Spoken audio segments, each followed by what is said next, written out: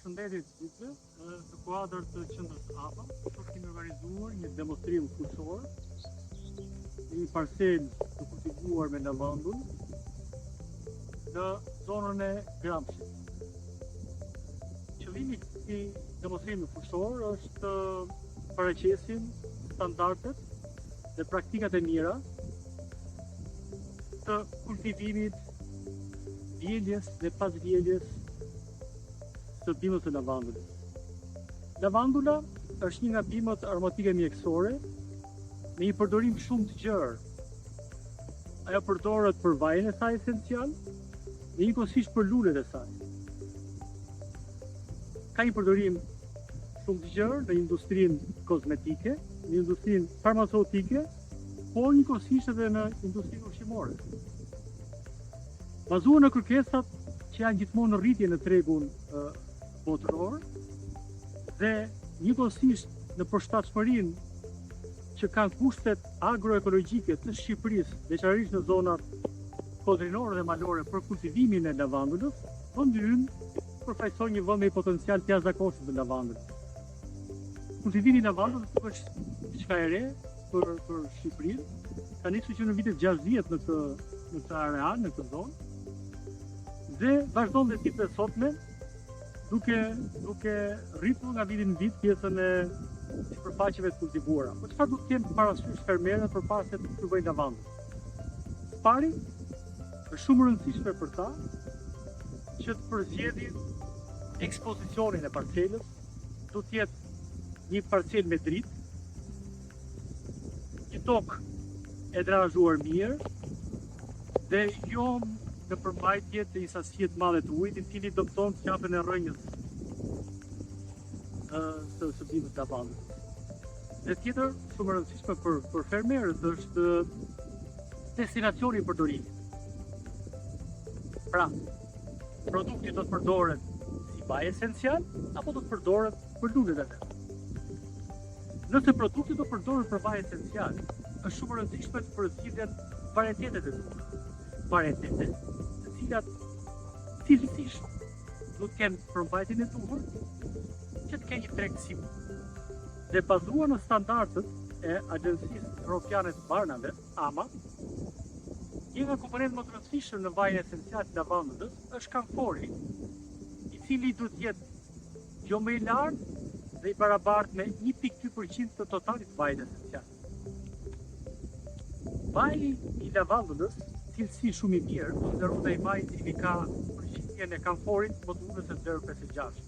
Çdo sasi e kamforit në nivele më të larta se 0.56 tregon nivelin e rritje të hibridizimit të bimës të lavandullës.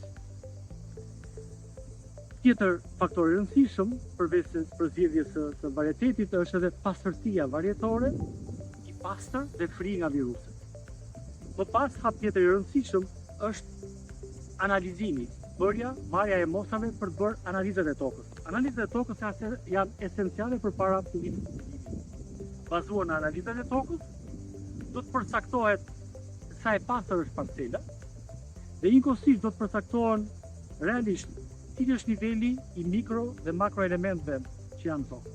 Bima e lavandullës është një bimë e cila ka nevojë për një sasi rreth 30 deri në 40 kuintal për hektar ple organik dhe padyshim bazuar në analiza që do të merren, do të përcaktohet dhe vlera e nivelit të fertilizuesve të domosdoshëm nga viti në vit në këtë parcel të kultivuar. Tjetër faktor i rëndësishëm është dhe anashkalimi i kultivimit të saj nga sajte me bujësi intensive. Tjetër i rëndësishme do të marrin fermerët është respektimi i distancave të mbjelljes. Sipas standardeve të kultivimit të lavandullës, distancat e mbjelljes, pra rreshi nga rreshi do të fillojë nga 70 cm deri në 100 cm rreshi nga rreshi, dhe bima nga bima, sipas standardeve të ndryshme, që varet nga ekspozicioni, nga pjesësia e parcelës, do të jenë 40 cm bima nga bima deri në 60 cm bima nga bima. Në përgjithësi, në një sipërfaqe të kultivuar me lavandull, numri i bimëve në një hektar nuk do të kalojë 20 bim. Më pas, do të kemi shumë parasysh pjesa e asaj që përkon me intensitetin e parave të qia, do të marrë në kontroll, por mas vitit parë, bimat e lavandulës janë bimë pushtuese dhe nuk lejojnë rritjen e parave të qia në parcela. Dhe vjen momenti i rëndësishëm para vjeljes të bimës lavandulës. Ka do të kenë fermerët parasysh. Bazuar në destinacionin e përdoritit saj, ka dhe standarde ndryshme të vjeljes së lavandulës. Nëse lavandula është për përdorim si vaj esencial, duhet domosdoshmërisht që fermerët fillojnë vjeljen e saj, kur përqindja e luleve të çelura në kalli jetë jo më pak se sa 30%, 30 deri 70% e luleve të çelura në kalli. Kjo siguron një sasi optimale të vajrave eterike dhe njëkohësisht edhe të përbërësve të tjerë të komponenteve që janë brenda vajrave eterike. Nëse destinacioni do të jetë bima lulet e lavandulës për buqet apo për mbulesat e tyre, është mirë që vjeljat e luleve të lavandulës të nisi ku përqindja e çeljes në kallit jetë 5 deri në 30%. Kjo siguron një ngjyrë të qëndrueshme të buketës, aromë dhe një standard për sa i përket ruajtjes së cilësisë së buketës.